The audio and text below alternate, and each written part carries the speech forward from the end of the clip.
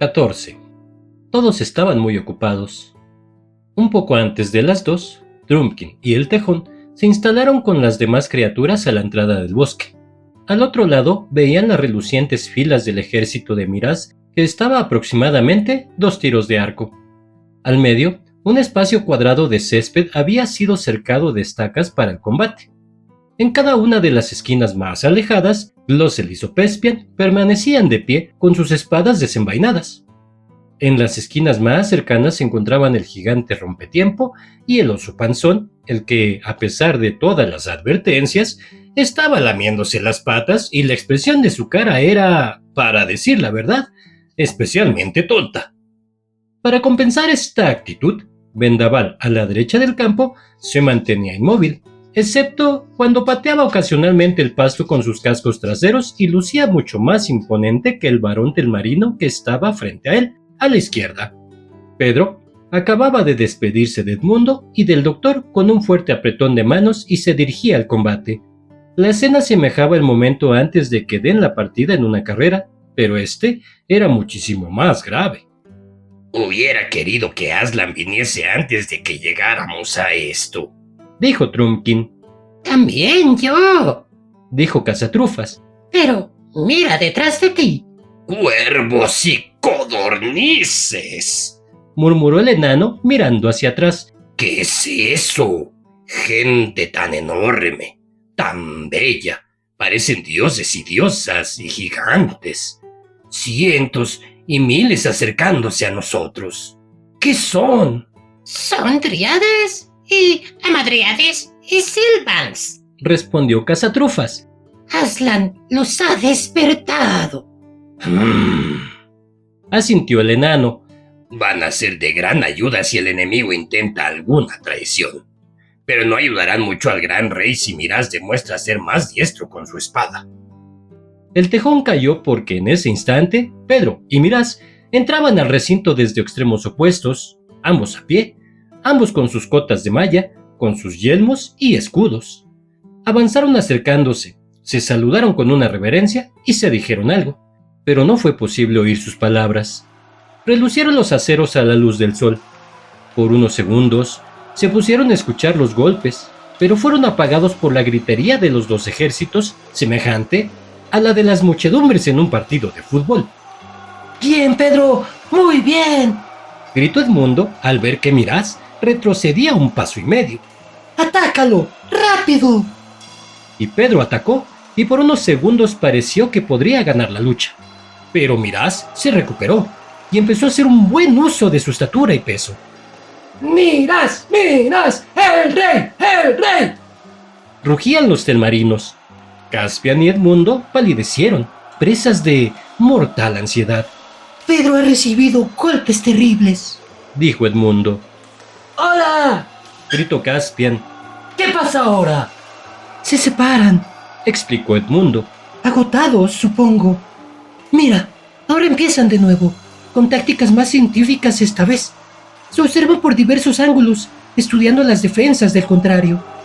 Me temo que Miraz conoce su oficio, musitó el doctor, pero no terminaba de hablar cuando estallaron ensordecedores aplausos y aullidos y capuchas lanzadas al aire en las filas de los antiguos narnianos. ¿Qué pasa? ¿Qué pasa?, preguntó el doctor. Mis viejos ojos no alcanzaron a ver bien.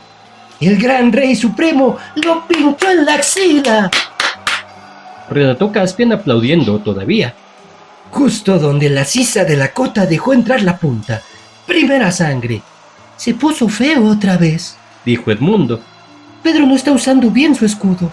Debe tener herido su brazo izquierdo. Así era, desgraciadamente. Todos podían advertir que el escudo de Pedro colgaba de su brazo inerte. El griterío de los telmarinos se intensificó.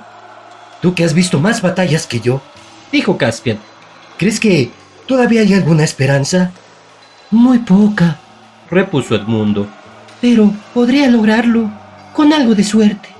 Oh, ¿por qué permitimos que todo esto sucediera?, dijo Caspian.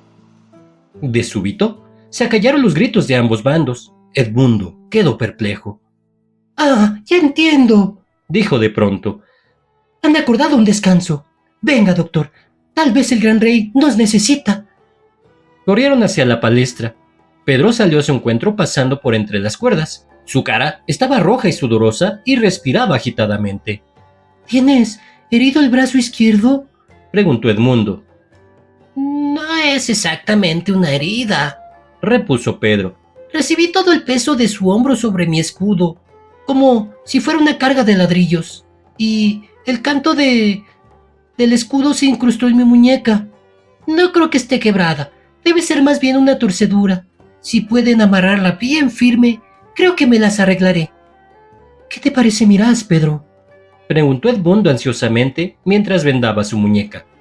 Fuerte, Respondió Pedro. muy fuerte. Mi única posibilidad está en mantenerlo moviéndose mucho hasta que su peso y su resuello corto, además del fuerte sol que cae, lo agoten. Para decir verdad, es mi última esperanza. Dale mis cariños a todos en casa, Ed. Si me mata, allí va, de vuelta al campo de batalla. Adiós, mi viejo. Adiós, doctor. Y por favor, Ed, un recuerdo muy especial de mi parte para Trumpkin. Es un gran tipo. Edmundo no podía hablar. Regresó con el doctor a su asiento, sintiendo un gran malestar en el estómago. El nuevo asalto empezó bien. Se notaba que Pedro podía servirse mejor de su escudo y, por cierto, utilizó muy bien sus pies. Parecía jugar al pillarse con Miraz, esquivándolo, cambiando de posición, haciendo trabajar a su enemigo. ¡Cobarde! Abuchearon los telmarinos. ¿Por qué no lo enfrentas? ¿No te gusta, Aquí vinieron a pelear, no a bailar. ¡Bú! Ojalá que no los escuche, dijo Caspian. Él no, Dijo Edmundo. no lo conoces bien. ¡Oh! Miraz había asestado un feroz golpe en el yelmo de Pedro, que trastabilló, resbaló de costado y cayó sobre una rodilla.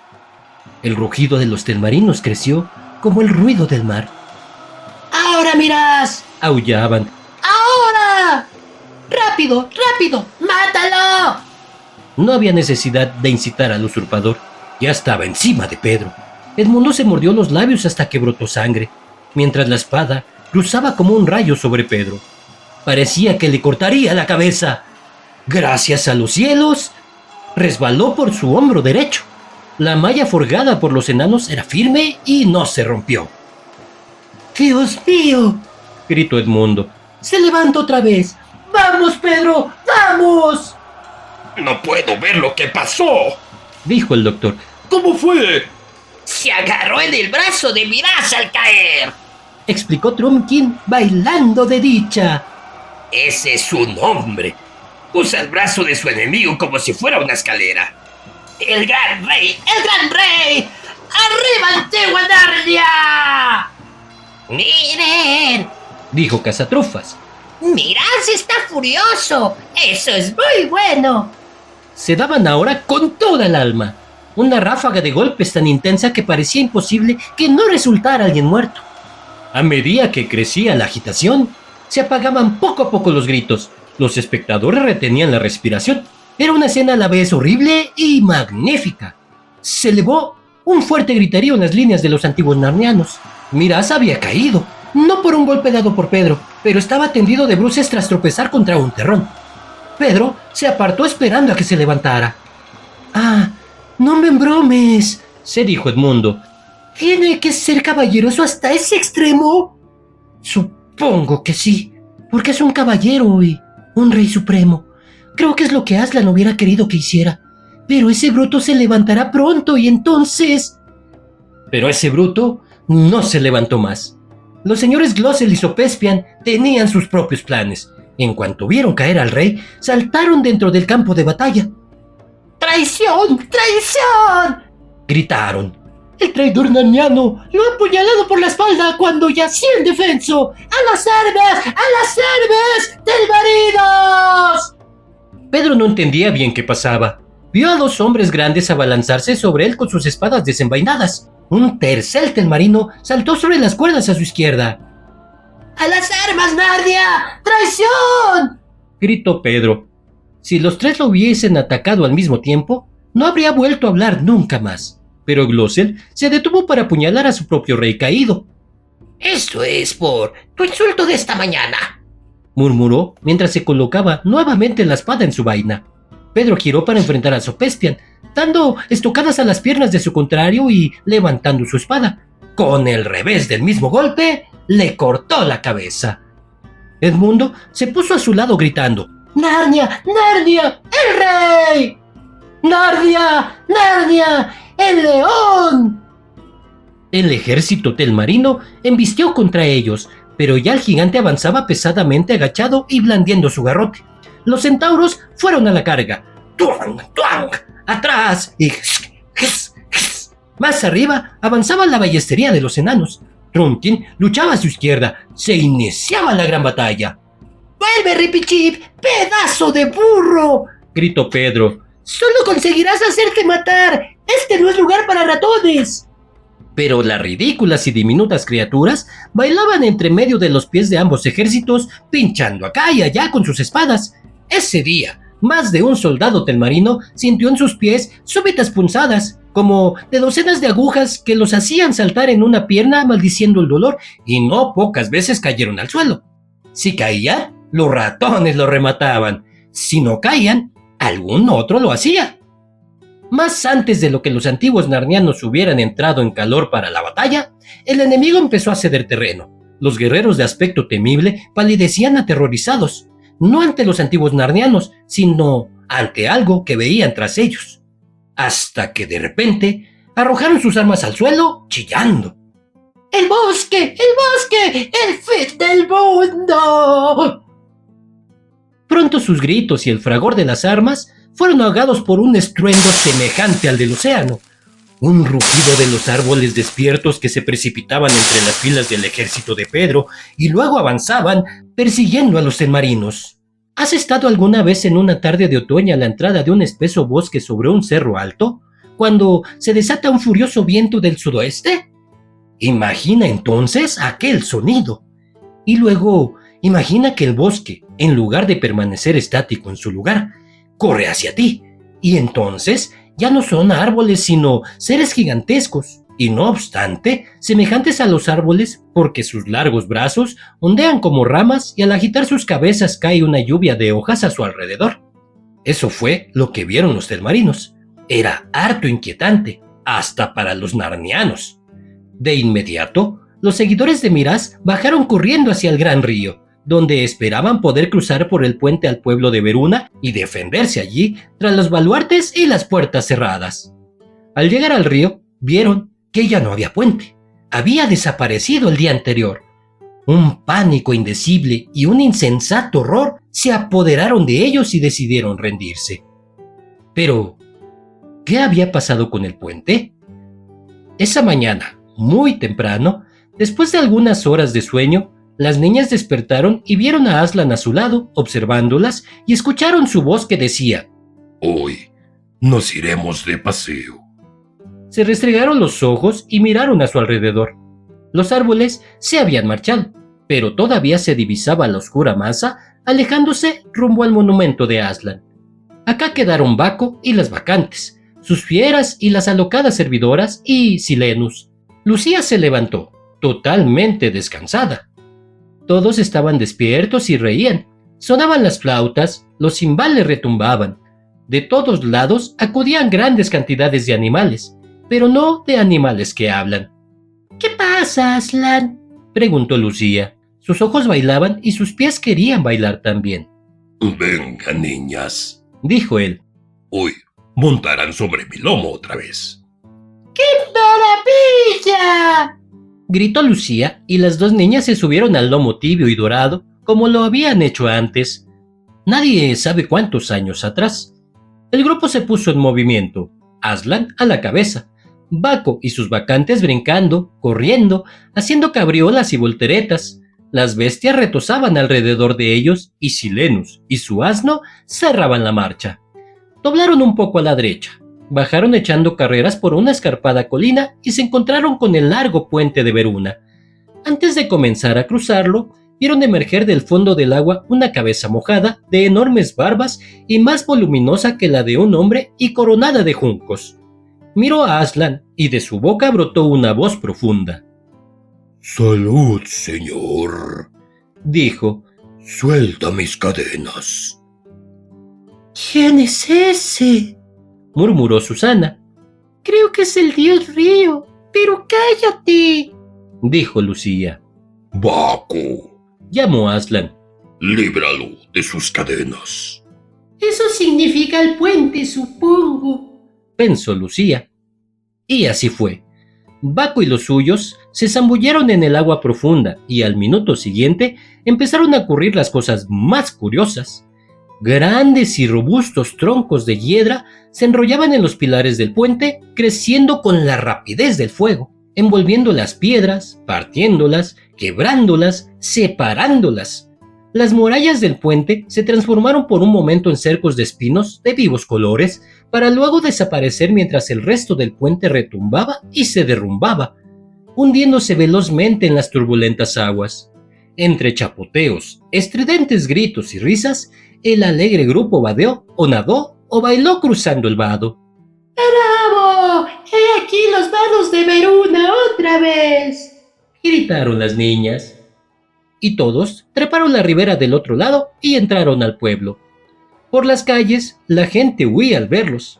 La primera casa a la que llegaron era una escuela para niñas, donde una cantidad de pequeñas narnianas, con sus cabellos muy tiesos y unas horribles golillas alrededor del cuello y unas medias tan gruesas que les hacían cosquillas en las piernas, asistían a su clase de historia. La historia que enseñaban en Narnia bajo el reinado de Miraz era más aburrida que la historia más verídica que hayas leído jamás y menos auténtica que la más emocionante historieta de aventuras.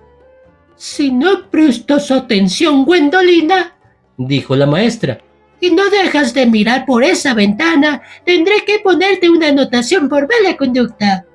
Pero por favor, señorita Priestley, comentó Gwendolina. ¿No has oído lo que dije, Gwendolina? Preguntó la señorita Priestley. Pero por favor, señorita Priestley, repitió la niña. Hay un león allí. Sus anotaciones por decir disparates, dijo la señorita Priestley. Y ahora... Un rugido la interrumpió.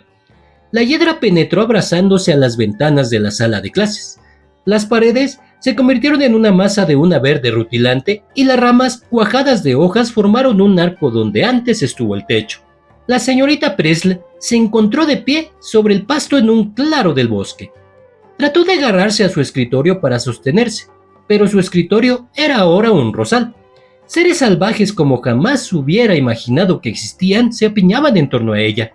De pronto, vio al león, dio un grito y salió disparada. Y con ella escaparon sus alumnas, que eran casi todas unas niñitas regordetas, de piernas gordas y muy recatadas. Gwendolina vacilaba. ¿Quieres quedarte con nosotros, querida? Preguntó Aslan. Oh, ¿puedo quedarme? Gracias, gracias, dijo Gwendolina. Juntó sus manos con las de dos vacantes que la llevaron girando en una alegre danza y la ayudaron a quitarse algunos de sus inútiles e incómodos ropajes. Siempre ocurría lo mismo en ese pueblecito de Veruna. La mayoría de la gente arrancaba, unos pocos se les unían. Cuando abandonaron el pueblo, formaban un grupo más numeroso y más alegre. Recorrieron los campos de la ribera norte o ribera izquierda del río. De todas las granjas, los animales salían para unirse a ellos. Viejos y tristes asnos que jamás habían conocido la alegría se sentían rejuvenecer. Perros encadenados rompían sus ataduras. Los caballos pateaban sus carretones y trotaban hacia ellos, haciendo saltar el barro y relinchando de placer. En un patio, junto a un pozo, un hombre golpeaba a un niño. De pronto, el palo floreció en la mano del hombre. Trató de soltarlo, pero se pegó a su mano. Su brazo se convirtió en una rama, su cuerpo en el tronco de un árbol, sus pies echaron raíces. El niño, que había estado llorando, rompió a reír a carcajadas y se fue con ellos. En un pueblecito a mitad de camino, Antes de llegar al dique de los castores, donde se juntan los dos ríos, se acercaron a otra escuela. Una niña de aspecto cansado enseñaba aritmética a un grupo de niños que más bien parecían cerdos. Ella miró por la ventana y vio a los divinos jaraneros que venían cantando por el medio de la calle y su corazón se llenó de una punzante alegría. Aslan se detuvo bajo su ventana y la miró. Oh, por favor, no, dijo ella. Me encantaría, pero no debo. Tengo que cumplir mi deber. Y los niños podrían asustarse si lo ven. ¿Asustarse? Dijo el más parecido a un cerdo. ¿Con quién habla ella por la ventana? Vamos a decirle al inspector que ella habla con gente por la ventana en lugar de hacer la clase. Vamos a ver con quién habla, dijo otro de los niños y todos corrieron a la ventana. Pero en cuanto asomaron sus caritas malhumoradas, Baco gritó con fuerza su ¡Ewan! ¡Eul! ¡Ay, ay, ay! Y los niños se pusieron a llorar de miedo y se pisotearon unos a otros en su apuro por escapar por la ventana y saltar por las ventanas. Y después se comentó, no se sabe si es cierto, que no se volvió a ver a aquellos niños, pero que apareció un piño de cerditos que nadie había visto antes en esa parte del país. Ahora, querida mía, dijo Aslan a la maestra, y ella saltó por la ventana y se unió a ellos. En el dique de los castores volvieron a cruzar el río y fueron hacia él otra vez, a lo largo de la ribera azul. Se encaminaron hacia una cabañita ante cuya puerta había una niña llorando. ¿por qué lloras, mi amor? Preguntó a Aslan. La niña no tuvo miedo, puesto que nunca había visto un león, ni siquiera en sus dibujos. Mi tía está muy enferma, dijo. Se va a morir. Entonces Aslan se dirigió a la puerta de entrada, pero era demasiado baja para él. Introdujo la cabeza, empujó con sus hombros. Lucía y Susana cayeron al suelo cuando él hizo esto. Levantó la casa entera y la puso a un lado, y allí, dentro de su cama, pero ahora al aire libre, se hallaba acostada una viejecita que parecía tener sangre de enanos en sus venas. Estaba a las puertas de la muerte, mas cuando abrió sus ojos y vio la lustrosa y peluda cabeza del león mirándola a la cara, no gritó ni se desmayó. ¡Oh, Aslan! dijo. Sabía que era verdad. He estado esperando este momento toda mi vida. ¿Has venido a llevarme contigo? Sí, querida, dijo Aslan. pero no en el viaje eterno todavía. Y mientras le hablaba, así como el color comienza a insinuarse subiendo por debajo de una nube, a los primeros rayos del sol, el rubor volvió lentamente a su pálido rostro. Sus ojos brillaron alegres y se sentó. Bueno, dijo. Puedo asegurar que me siento muchísimo mejor. Creo que tomaré desayuno esta mañana. Aquí tiene, madre, dijo Baco, sumergiendo un cántaro en el pozo de la cabaña y pasándoselo para que bebiera. Pero ya no contenía agua, sino un exquisito vino, rojo como jalea de grosellas, espeso como el aceite, fuerte como un toro, reconfortante como el té, fresco como el rocío. ¿Qué le han hecho a nuestro pozo?, preguntó la anciana. Es un buen cambio, no hay duda, agregó saltando de la cama. Monta sobre mi lomo, invitó a Aslan y, dirigiéndose a Lucía y a Susana, agregó. las dos reinas tendrán que correr ahora. Correremos. Nos gustará mucho también, dijo Susana y partieron. Y así, por fin, con brincos y bailes y cantos, con música y risas y rugidos, con ladridos y relinchos, llegaron al lugar en el que se encontraban las tropas de Miraz, con las manos en alto, luego de haber arrojado al suelo sus armas, y el ejército de Pedro rodeándolos, conservando todavía sus armas en la mano, sin aliento, pero con una expresión de gran decisión y de profunda felicidad en sus rostros. Y lo primero que sucedió fue que la anciana se dejó caer del lomo de Aslan y corrió hacia Caspian, y ambos se abrazaron. Ella era su vieja niñera.